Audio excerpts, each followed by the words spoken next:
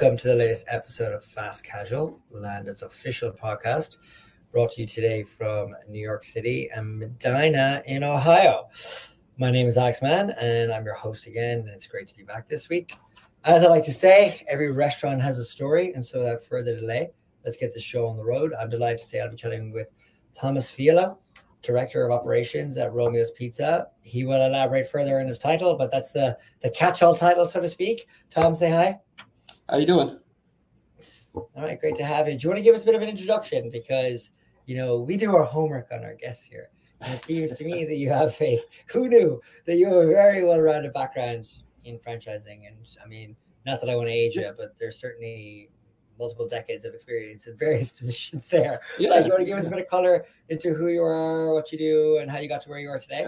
Absolutely. With Romeo's, I've been here. This will be coming up on 16 years. All together in the beautiful world of pizza. I have been in it for about 32 years. So there's where your decades of different knowledge and everything else comes into play a little bit there. But yeah, I basically started way back a few years ago just as a pizza maker in high school, and kind of enjoyed it, and it worked great around sports when I played that. And then just there was another franchise that came into my hometown, and when it came in, I applied there and became a general manager of a new store opening while I was in college and kind of studying some business. And I just enjoyed the heck out of actually running the entire shop, as far as just going from everything from hiring everybody, training them, going out and doing local store marketing, getting involved in the communities and everything else. I opened that first store open for that franchisee and kind of blew the doors off, and went and opened a second store for him, and then went and became his DM, and we got up to about 7 stores. Oh, wow. Worked with him for quite a few years, and I left. I went to a different pizza chain and worked for them for about 10 years. And then kind of got nestled into Romeo's Pizza as they were kind of up and coming and growing in the Northeast Ohio section. Yeah. And I did kind of the same thing. I came in, I opened a store, and when they kind of came in, and the way they would open stores, the entire office would kind of come in and help you open the first opening weekend and that, and they all came down, and were just kind of like baffled because they came in and everything was just top notch. Everybody knew what they were doing, training, did a mega grand opening, and all 4 wheels just went straight down the road. And from that, I talked to them a lot, and I just told them I had some business background, some corporate background. And I just, that's what I brought to the table for them, to help them grow opening stores and that. And we went in and just, I moved up the ladder in Romeo's, a couple different store openings, to training, to being the lead for opening stores, as far as even putting together equipment lists and all that stuff. And then went up into the franchising role, where I helped several owners open their business, get granular and find dollars in their P&Ls and dissect everything and help them train their crews, and just kept going on from there. And in today's world, Romeo's is now in a few different states. So we're out in the Carolinas, Florida. So part of my role now is I watch over distribution for all of the company. I help with menu management and recipe designs. I am a huge foodie. I love to combine any single flavor I can possibly get my hands on to see where it goes. Yeah. so a lot of people like hanging out with me because I'm always something good to eat. Crafty in the kitchen. Yeah, and I just love it. So I own a few stores. And one of my stores that I do own is where I have my office now, and it's kind of just, I do all kinds of testing in there, and it's it goes along the same lines. It's I just have a big philosophy in for all of the owners that I have relationships with, of helping grow in their business, and I I just talk about what happens inside the four walls and how to grow that and how to get yourself outside the four walls and grow it within the community as well. Yeah, it's interesting. Obviously that's a lovely introduction, and thank you for that. I mean, there's so many kind of jumping off points there. I'm like, where do you even start with here? But I guess like you yourself own a number of stores, Correct. so you have stores, and you're also responsible for the distribution, menu management, recipe design for the whole organization as well. Mm-hmm. So And like, it's kind of fun doing it because I do own stores, so I'm always in the stores, and it's just one of the things I've always believed in. Like, I'm in charge of operations, and I help stores, some of the new stores get everything under control and operate inside their four walls. And it's just a personal belief that I've got to be in the stores and keeping up to date and helping kids grow and helping business owners learn. If I extract myself out and I'm just sitting at a desk and somebody calls me, I haven't been in a store in, say 12 months, and somebody calls me with a question, and might be like, yeah, there's, I don't know, 32 pepperonis on that. And I just don't believe that. I'm in the store, I'm in operation. So when somebody comes and asks me, I can give them a very thorough answer and walk them through the steps of this is why we do A, B, and C. So, and it also goes the other way because they see I'm in the stores, I'm helping, I'm making pizzas. I'm Friday night, I'm sitting on the cut table helping somebody, talking with customers. So, well, it's interesting because like when I do this podcast, and I've done, I guess like over 90 of them now. And, first of all, I feel like successful people like you in this industry, like a lot are lifers first and foremost. And I look at like the concept of like something like a lifer, for example, mm-hmm. and like what defines them.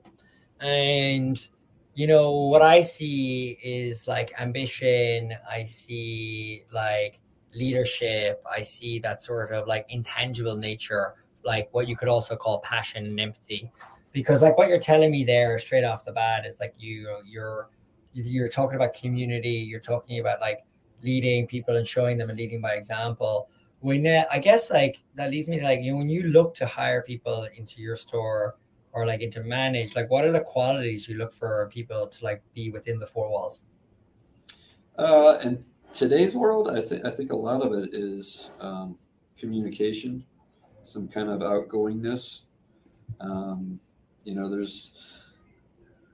still a big believer in we go into the schools and try and get some of the high schooler kids to come here and work in our stores. If you can get a 14-year-old that can come in and learn the counter, and they get 10 or 12 hours a week and it's their first job, and you can help mold them into, hey, this is how you have conversations, this is how you create relation with customers, instead of saying, did you have an order today?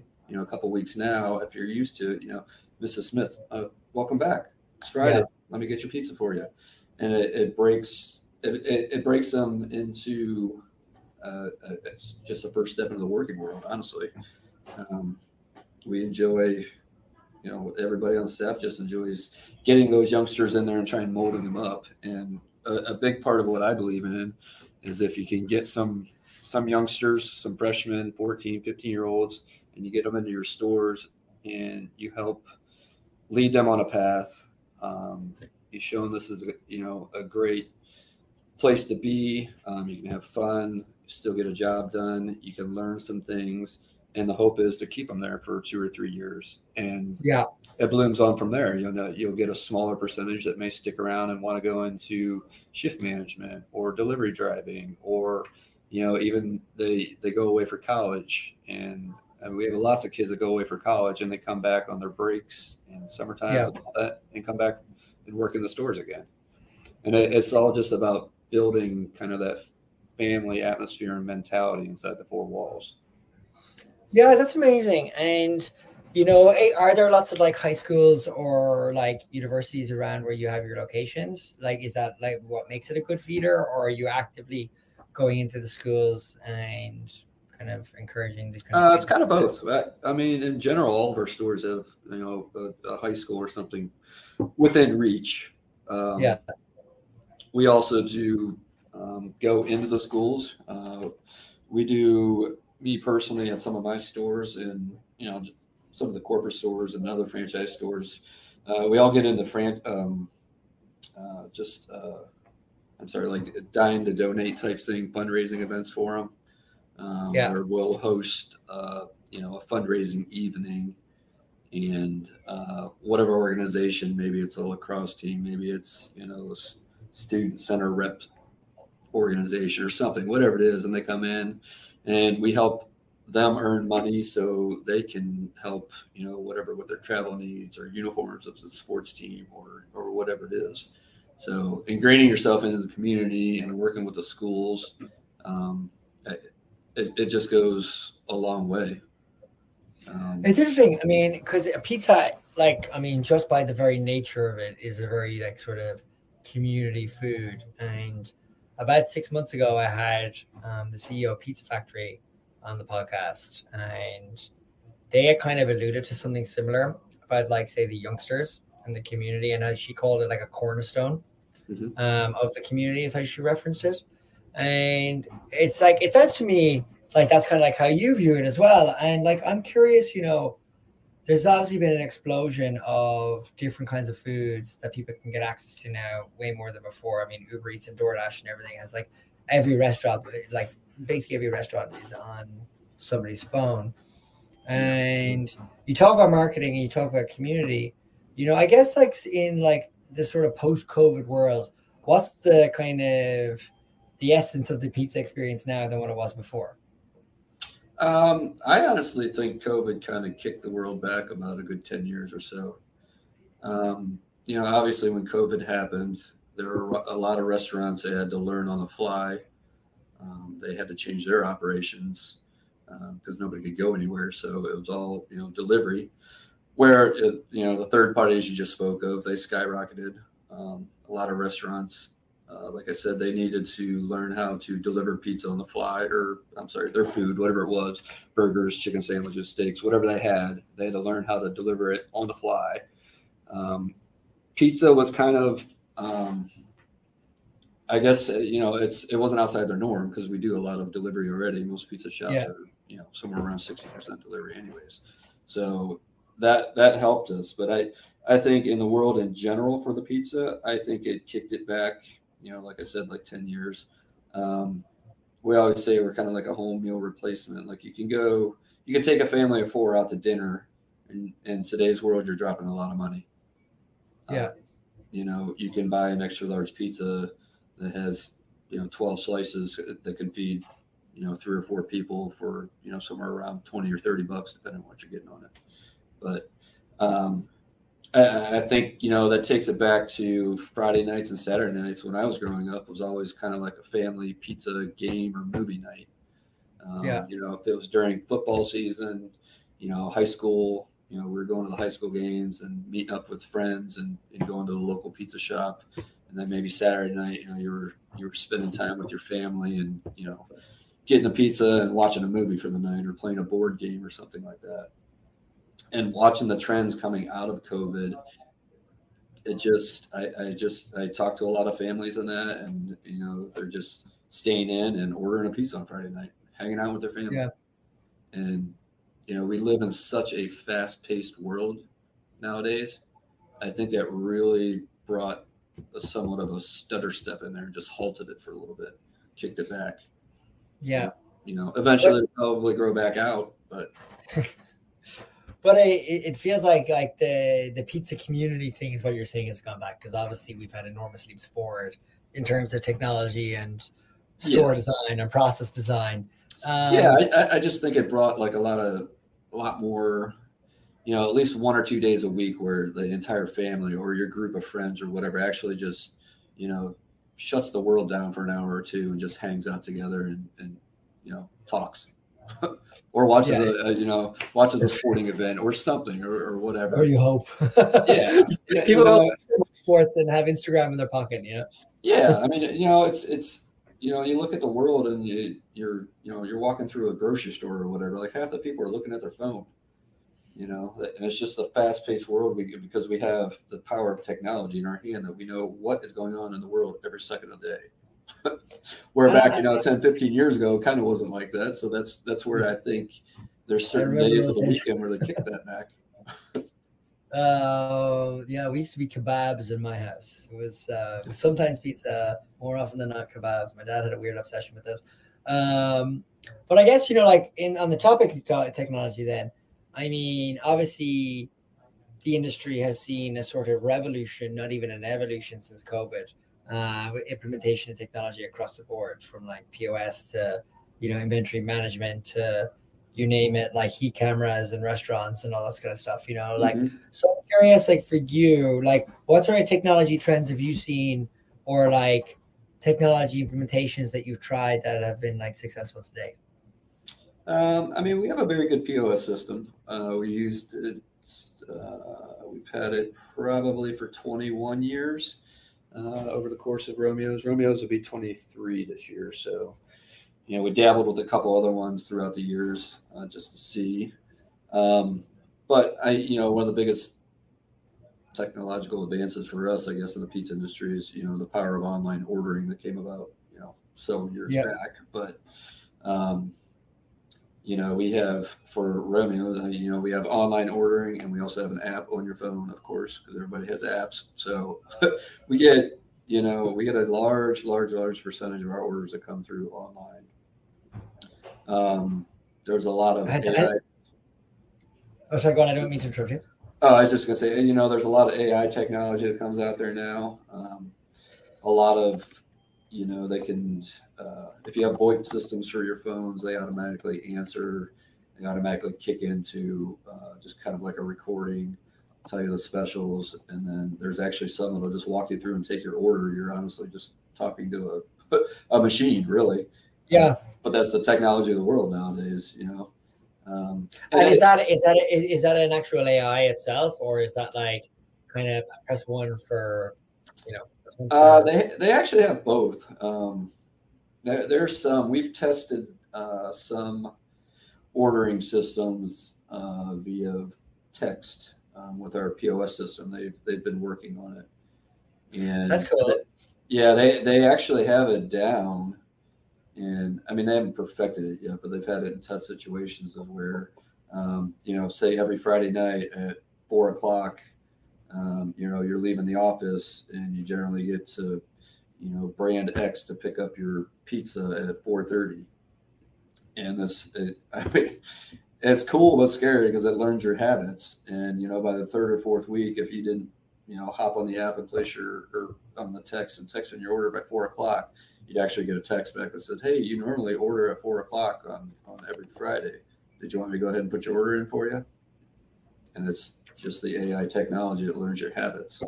Yeah, it's amazing. I mean, I had the guys from CKE on, they're like on Hardee's and Carl's Jr. and their chief technology, and they were talking about testing AI in their drive-through. And basically like how it has more or less eliminated all mistakes, because the vast majority of mistakes are on the human side of the order and not on like the actual product or the way it's put together itself. And it's interesting because it's like, okay, what does it do to that role, or what does it do to that kind of position, and where can they be moved elsewhere in the restaurant? And I think about that a lot, like in the sense that, like, you're saying a large portion of your orders are coming over the app now, for example, and you're a takeout business. So what does that mean for like the store footprint? Have you like been thinking about how to reorganize or reoperationalize what the floor looks like, given that like the majority of your business is online or like digital now? I mean, we've adjusted a little bit because we can get into a little bit of a smaller footprint. But having a lot of those orders come in online, there's still, on a Friday night, like say you have 100 orders, and if you're getting 65 of them that come through online or via the app or however, you still have a percentage, maybe 35 of those are still pickup orders. And you still have another, 35 that are call-in or walk-in orders. So you still need, great counter service by somebody up there. And those are the great touches that I just have a philosophy and teach all the kids as much as I can is I just call it PSI, which is product, service, image. But the biggest part of that is your service and image. Because again, food is expensive nowadays. You go to a restaurant like I just talked about. If you have a family, you're putting out a little bit of cash, and you want to get a great product, and you want to have great service, and you want to be generally in a clean place. It's got to be worth going in. So that's why I teach a lot of the kids. I'm like, learn the names. You're not going to know everybody, but Yeah. it still puts a twinkle in somebody's eye when they can walk in the door and they can say, "Hey, Mrs. Smith, I got your order all ready for you right here today." Yeah, see, I love that. And, it's interesting you mentioned the PSI because we talked about that last week and I was going to bring that up. So the product, service, and the image, Mm-hmm. especially like, it's interesting because you are like the majority of the business was always delivery anyway, like say 60%. Okay. So like the pizza needs to arrive hot and it needs to arrive not like mangled. Okay. Like that's like Right. the key. That's like the two key things. Like if there's rules of the road, like that is it for like online pizza delivery. And I was thinking about this recently because I had the CEO of Firehouse Subs on the podcast, okay, Mm-hmm. and they were talking about like you know Uber Eats or DoorDash or whichever, like online delivery, and how their product is like a piping hot sub, and Yep. obviously by the time it arrives to you, like with Uber Eats or DoorDash, you kind of got, you know what, it was Uber Eats and DoorDash, so it's going to be a bit shitty. You know what I mean? Like in the sense that it's going to be colder, it's going to be like, when you get the food like from the delivery, and it's no fault of really anybody's, to be fair, but like it's just the way. And he was saying like their big focus was like, how do you get the fumes coming out of the sandwich if you come and choose to eat in the store? Like literally, you unwrap it and the fumes come up. And I think about that a lot because it's like almost like differentiating the online versus the digital as best you can. Like the most premium service you can get is in the store. And you like, we talk about product service image, for example, and I'm only using that as like a color example, basically, of just like what you just triggered in my mind by mentioning the PSI. But like, it's interesting that you have like you're so keen on like the kids who work for you to be remember the name, like as in like the service will deliver the product that you have in there. You know what I mean? And Yeah. like it begets it. And this leads into what I'm kind of like where I'm going with this. Sorry, I'm just following my train of thought here, which is, you've designed a culture in the organization, if that makes sense. Like as Mm-hmm. a culture doesn't happen by accident. Like it's very deliberate. Like you even have an expression for a PSI, product service image, and it's like what rolls into that. And it's very easy to roll behind it because it's like quite a simple acronym that has three very specific kind of parts to it. And Right. you talk about leadership. It sounds to me like culture is a huge part of like how you run the organization in and of itself. How do you describe the culture in the organization in Romeo's, and how do you describe like your role as sort of like a culture advocate? Yeah, I think our main goal is obviously the product, service, and image, but we also we want to make sure everybody has fun while they're here. So it's kind of a loose atmosphere where you know you during dinner time or whatever your peak hour comes that you're on that shift that you got to work really hard for this peak amount of time, and we got to make the best food we can and get it out as fast as we can to give the best impression. Because let's face it, exactly what you talked about. Someone coming into the counter service and pick up their order. Mrs. Smith, here's your order today. Thanks for being a great customer. And it's those extra little touches that just give it the sense of that customer that they really do, give us a great experience in here. Even though for pizza, it's a 45-second experience inside the lobby. But guess what? Pizza is for Midwest, Northeastern Ohio, all that stuff is one of the most competitive things around. There's 25 other pizza shops within 10 miles. They could choose Yeah. to go to any single one of those. So you've got to give them a reason and an experience and a great product to continue coming back. In these episodes, I'm not sure you listen to any of them, but like I'm very self-referential to other episodes now that I have like such a bank of them. But it's Uh-huh. so amazing that I hear you say that, like because I like say for example, I the director of OpEx at Dave and Buster's on, and he made the exact same point. It's like we're arcades with video games, or we're arcades with food rather. It's like other people have copied it. They exist in cities, and you're saying like, yeah, we're like there are other places to get pizza around us. So why are they choosing us? Right. Why are they coming back again and again and again? And it's amazing, and I'm always fascinated because it's like, what separates good from great in my mind, listening to people in hospitality is like the culture is what separates. So it's kind of intangible kind of features that like really kind of beget the best experience. Like I hear a lot that people can like learn service. You know what I mean? Like you can show somebody to use a cashier, you can show somebody how to flip a burger, roll some dough. But like, can you teach them personality? Can you teach them how to like see somebody in the restaurant struggling before they put their hand up? Like those kind of differences. Do you like when you look for how do you have guide people, because you hire so many students, so many kids? So I'm curious, how do you guide people on that sort of journey of learning and understanding that's within them? Like it's, Yeah, I mean, you're like a Yoda for this almost. One of the other things, like I'll talk to the kids that I always ask them what they like to do, in their spare time or outside of school or whatever, and a lot of them are still in sports and stuff like that, and they're out doing things, I guess you could say, like not just stuck hanging out playing video games, which there's nothing wrong with that. I mean, everybody plays games and hangs out, but it's one of those things like it's just an outgoing trigger for me. So I want to have somebody that can hold a conversation, who is outgoing, who likes to have fun, and it's just like when they come in, and it's always great because every kid, think about back to your first job or second job or whatever it is, you walk in the door and you get butterflies, right? And these kids, I actually remember it very vividly. It was July 2003. I was 14, and it was at a motor factory store and selling motor parts like brake pads, and I didn't know the first thing. And of course, I fell for we want a bucket of air or a bucket of steam and sky hooks and all other random things that everybody asked me to go to local people around the neighborhood. It was I learned a lot of cop on very quickly in that job. Yeah. Well, my family would say I never learned anything, but I think I learned. And when the new employee walks in, I mean, a lot of times if I'm here and I know we have somebody new starting, I mean, I'll go out and help train them. And, because like to get inside our four walls, we have a lot of like recipes and spec charts all over. And, when you first look at it, you're like, wow, what did I just get myself into? There's no way I can ever remember any of this stuff. And, the reason I always are always so passionate about PSI is product service image, because I try to break down every possible thing I can to the simplest form. Yeah. And, just with the PSI, it's the same thing. It doesn't matter if you're selling a pizza, a car, a widget, a computer, you're selling a product, you're going to give the best service and best image you can to try and get more people in to sell more. And that's what I break the kids down to, like, look, there's 100 different things up here you've got to try and memorize.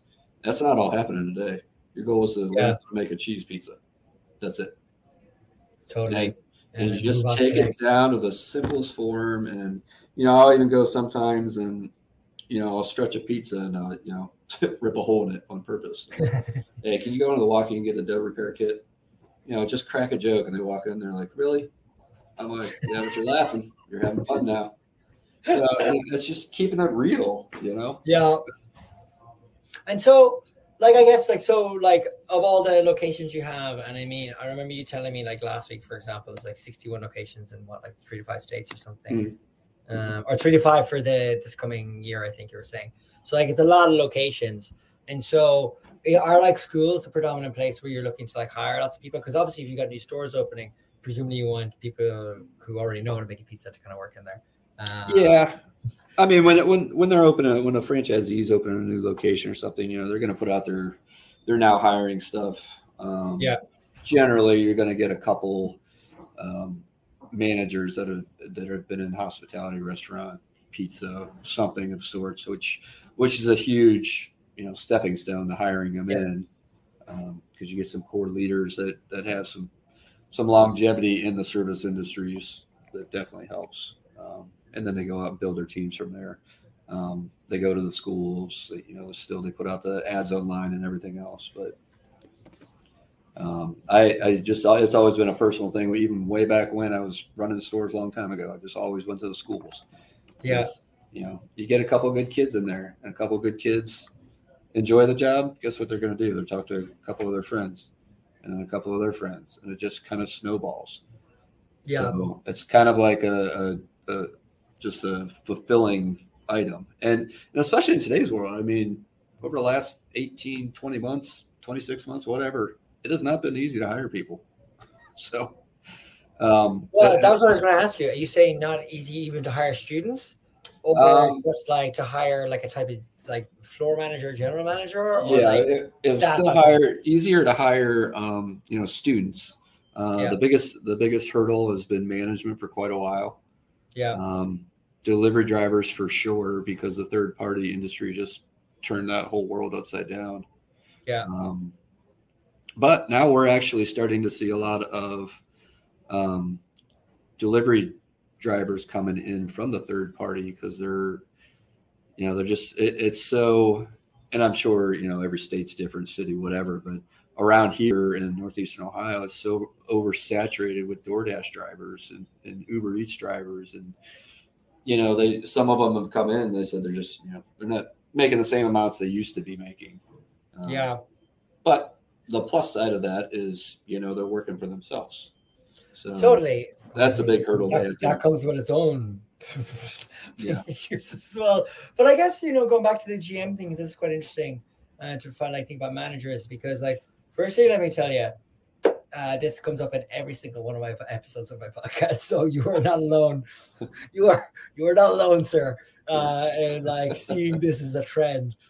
And I'm curious, like, what you're doing in your personal operation, but then in like the broader 60 something locations, like the strategic plan for like offsetting that sort of lack of managers. Like, how do you think, is it like more emphasis into finding those diamonds in the rough, like younger, and keeping them and training them for managerial positions? Is it like you're spending more money on advertising to find more people to apply? Is it more paid? Like, how do you think about plugging that kind of a gap? First and foremost, I'm 100% for growing somebody inside your four Yep. walls. Um, Again, going back to the schools, if you can get some kids that stick around for 3 and 4 years, you've got a small percentage that may stick through college and may actually at some point want to be a shift manager and get into further management. Yep. The other routes, over the last several months and all that, yeah, it has been tough, and you've had to raise salaries, work different things. A big plus for a lot of our stores, we're not open late hours, so that's a big selling point. Most all of the stores offer some sort of bonus plan. There's some franchisees and corporate stores that offer at least health benefits. Yeah. So, you have all the other things like meal plans and stuff like that. But it's a little bit about the culture too when you talk to them during Yeah. interviews. Like this, this is how it is. This is what you're going to go into. Training wise, we have online training as well as in-store training. So, some people learn visually, some people learn doing, and some are both. So Yeah. our entire training of management it involves all three of them. So, and when a manager comes in, it's not just like 2 days and all right, here's the key, see you later. There's a 4-week training plan, and if Yeah. it takes 5 or 6 weeks, it takes 5 or 6 weeks. We don't ever look to hire somebody to get to go 4 or 5 weeks and say, hey, this isn't working out. So we've made an investment in Totally. you, and in today's world, it's even a bigger investment. So it comes down to good interviewing and finding the right person, and then getting them trained up so they know their job, and they don't have they don't, once they're set loose, they don't feel like they're just out in the middle of an ocean swimming. They've got all kinds of Totally. support around them, and they just they've learned as much as they can, and we help to guide them further. So I had a like, I'm just curious where you're taking this. I had somebody on recently that was a HR director at a similar sized, I suppose, Greek eatery. It's probably a way of putting it. And she was saying to me that like the onboarding was never a problem for them. Like the first 30 days weren't a churn risk for them, but they saw a massive churn risk in 30 to 60 days. and if they could get people to 60, they'd stay. And their first 60 was like, all the training and stuff. But then it was like, obviously, when they were hitting the ground running, that's when they ran into problems with people, like actually sticking out the job. And like, it's interesting to hear like a data perspective on that. And I'm curious your sort of anecdotal experience on like when you bring people in, because you're saying like, okay, we make an investment in people. Like, do you more often than not, like, is that not once you make the investment in the general manager there, they're kind of pretty much like kind of like locked in, or how do you see the sort of like performance of that strategy on a kind of high level? I mean, we see both. I mean, we have some that stick around and have been phenomenal. But we've also had plenty of managing candidates and kitchen crew members and delivery drivers that come in and, after 2 weeks or 3 weeks, they're just, this isn't for me. Yeah. It's like, I mean, all walks of life as well, that happens as well, like it's not like it's that unusual. It's just something I just was thinking about there, just as you were saying that. Like, I guess, like, when you're looking for like sort of GM talent then, and when you're looking to like scale, because like I said, you got like a number of locations opening this year and you guys are growing, like does that imply then, I mean, do you think like you have a great like what's a sports analogy for this, a great bench or whatever the phrase is, like with like a roster to pick from, like you're able to identify the talent to go, you're ready for the big leagues now to like GM a restaurant, but unfortunately you're going to have to move to like Iowa to do it. Like, is that the kind of conversation, or like, I don't know, anybody from Iowa listening? I just felt like, I feel like I should probably say Pennsylvania if you're in Ohio. It's like, yeah, I mean, there are some, so I mean, we're divided up pretty immensely on the franchisee side. And some of those franchisees have 2, 3, 4, 5, 6 stores. So they do have some sort of bench in there. Yeah. But there's a lot of times when you're opening a store and you're just starting from scratch. But the good thing is, a lot of times when they're doing that, they'll hire somebody, 6 weeks out from opening. So they can go in and get training, not be rushed and feel like, hey, I got to get to the store to make some revenue to get this thing going, but they're not even open, so they don't really have to worry about it. And they'll go through 4-week training, but if they need more, they get more. We definitely don't ever want to set anybody up for failure. So we'll train them before stores open, and then, as it gets closer to the store open, if they're ready to go, a lot of times they'll get into the stores and they'll be there for like unboxing all the small wares and all that stuff, setting up the store and helping out with that. And that's when they'll start the hiring process for staff inside the store, go down and make contacts and begin relationships with any communities, schools, anything like that. So, the best case scenario, obviously, is if you do have a bench, you got a couple up and comers that can, you can pull somebody from here and slide somebody right in to take that position is the best scenario as always. But and it's definitely what I'm hearing, like I feel like because the quality, the battle for quality managers is so hard now, that there's been like a positive reaction, so to speak, from like leadership across the board, that it's like, actually it's time to groom and identify and groom like the great talent that's potentially there, and like get it on its sort of like fast track almost to management, because there's just this competition and the cost of it is so expensive to even find the people you need. And so, like I said, like not alone. I feel like I hear this kind of like from everyone, and it sounds like you're definitely on the right path. And it seems to be working for you as well. You know what I mean? Like, it's interesting, like, we talk a lot about this internally, even in Landed. It's like, the largest costs that like you guys would have are like food and labor, you know what I mean? And like food is kind of, I would imagine, relatively predictable. Like the cost of flour, I would imagine, is not like it's not like avocados, you know what I mean? Yeah, most of it is. Our biggest movers are like cheese. Yeah, like dairy stuff with the commodities. I mean, it's up and down every day. We use one distribution center so we can buy in bulk. But that's, those two are the biggest mover. I mean, even in my early ages of the pizza world, I always heard cheese is gold, and it hasn't changed. Cheese is gold. So, I think that might be the LinkedIn headline when I advertise this, like in a couple of weeks. Cheese is gold, everyone. So I might name the podcast this. My name of the episode is. I mean, it's a big, huge part of training your inside, crew members because you've got to weigh this cheese.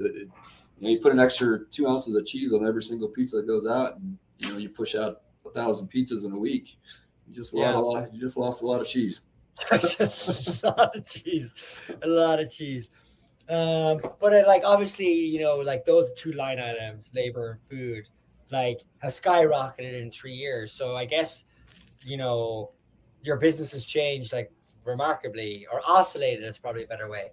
Even over the last 3 years, like you must have like been through so much to even like. So have you become actually that roundabout way of me asking? Have you become more of a hawk on the P&L now? Well, the good thing is since I part of my job is distribution. I check those every single week. I get pricing reports. I look a lot of technomic reports that I get, the commodities. There's actually cheesetrader.com sites and stuff you can go and watch, just so we know. And if we have some random spike in cheese, I let the entire organization know. We've got part of our training thing. There's an entire organizational chat notification center, I guess you could say. That's cool. So any of that comes out, they're alerted right away. And it's really just, we always keep going back to just saying some of the high points, like, hey, big weekend coming up. So pizza industry in 2 weekends, we've got a huge weekend coming up. One of the 3 busiest days of the year. Yeah. So that is going to be highly touched on to make sure you're ordered properly, projecting properly. We make all of our dough fresh in house, so it's a huge thing to project out properly for that. Yeah, I can imagine. Number one, you don't want to be short. If you're short, you're in trouble. But number two, you obviously don't want to over make too much either, because then you're wasting that there. But it's another big thing where we just we do touch points of, hey, make sure you're prepping up early and you're prepping up the exact amounts. Do you use data analytics tools for that, or are you using like a Microsoft spreadsheet, or like how do you think about sort of forecasting that sort of demand? We do both. So our POS system, we can dive in and get reports. You can go back last year and see that store A moved, 47 sheet pizzas and 200 large pizzas. You can even get super granular and say, okay, we sold 27 pepperonis, 13 deluxe pizzas, 14 veggies. And you go through for that day and you can prep up all that stuff. Yeah. The dough also, we get all those movements from there, how much we do. We do a projection out. We actually put that into all managers have a workbook that keeps track of all their daily statistics and as well as their dough and all that. And it'll project out exactly how much dough you need to make. So a lot of times another touch point will be, hey, this is one of the top 3 busiest days of the year. Use last year's statistics. Based on that, check your trends. Are you up and down for the year? Has this month been up or down for you? If you've been up 5%, project an extra 8% in dough. Just so you have enough, because it's the biggest pizza day, arguably, at least for sports. There's Super Bowl, Halloween, and the day before Thanksgiving. So the day before Thanksgiving? Yes. Nobody cooks. They're cooking all day the next day. That actually makes sense. I think I ate like Thai food in Fredericksburg, Virginia. That's where that's it's a huge thing. I've said it the first time in my life. People are traveling or they don't want to cook, so they're either ordering pizza or going out like you for some Thai food or something. Yeah, that makes sense. Actually, that's kind of funny now that I think about it. But I guess Tom, we're kind of coming up on time here. For anybody who's actually lasted this long, I always make that joke. Whoever lasted this long, what word of advice would you give somebody listening to this podcast? What would be your bit of advice? If you're in the food industry and you enjoy it, ride that enjoyment. It can be one of the most fun experiences of your life. Me personally, I think it's a phenomenal thing to help guide kids coming up through the system and help with learning some life skills as far as, just speaking to customers, holding a broom, making a product, whatever it is. I think it's phenomenal to watch kids grow and learn. And, if that's something that you enjoy, I say just run with it and have fun and just do it. Well, I'm very passionate about food, and I just food and the operation side of it. So I could talk for hours. That's awesome, man. Well, stay on the line because I'm just going to end the recording. But thanks so much for coming on. Thank you I for really having me. appreciate it. This was a phenomenally insightful interview, podcast, conversation. And honestly, I'm jazzed. I think they're lucky to have you. I think your entire cultural philosophy on running the business is honestly, it's so positive. And I can only imagine what it's like for people working there, learning from you. I'm sure everyone who's done more than a year with you, or under you rather, has nothing but the most positive things to say. Because it's emanating through the screen here, and I just want to say, more power to you, Tom, and onwards and upwards, as I say. Thank you very much.